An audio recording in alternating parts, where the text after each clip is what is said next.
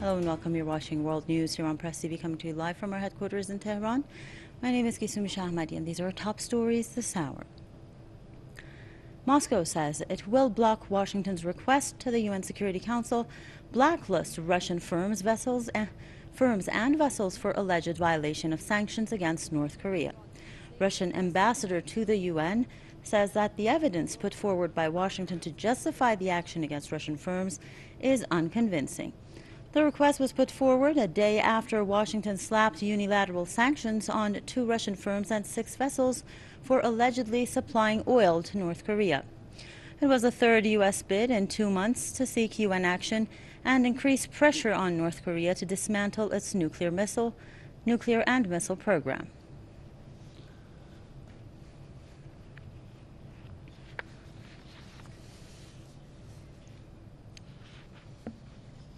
Now, to discuss that more, we're joined by Jason Unruhe, political commentator. Thank you very much, Mr. Unruhe, once again for joining us on Press TV. Now, what do you make of this recent development, Mr. Unruhe? We've seen the U.S. and Russia escalating their tensions, and now this time North Korea has become the latest excuse that the U.S. is using to put pressure on Russia. Well, I think we've seen a long-term game against Russia by the United States to try to undermine it for having undermined the U.S. effort inside of Syria, issues over liquefied natural gas and other issues, really a geopolitical situation that is really beginning to heat up. And I think this latest round is another example of the U.S. trying to punish Russia for rising as a sphere of influence in the world.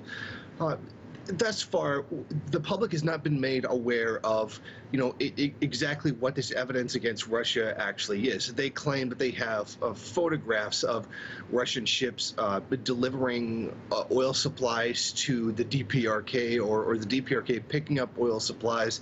It's not exactly clear what this evidence is. I mean, it hasn't been made public. And then when you have an accusation as serious as this, and that kind of information isn't being made public, I tend to be very skeptical of it.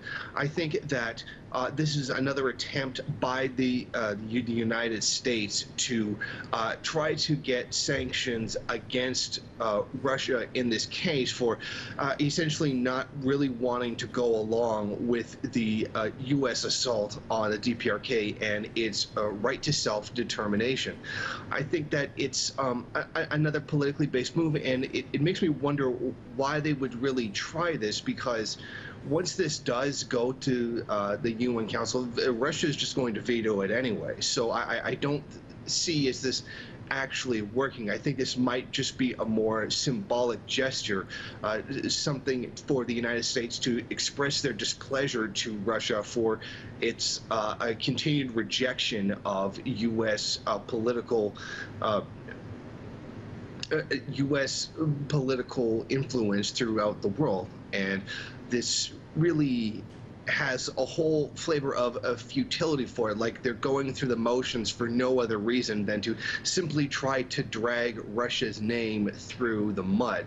And I think we can probably look forward to more instances like this in the future. It's a really very messy situation in general. Thank you very much, Mr. Jason Unruhe, political commentator, giving us his take on the sanctions that the U.S. has proposed to be put against Russia for allegedly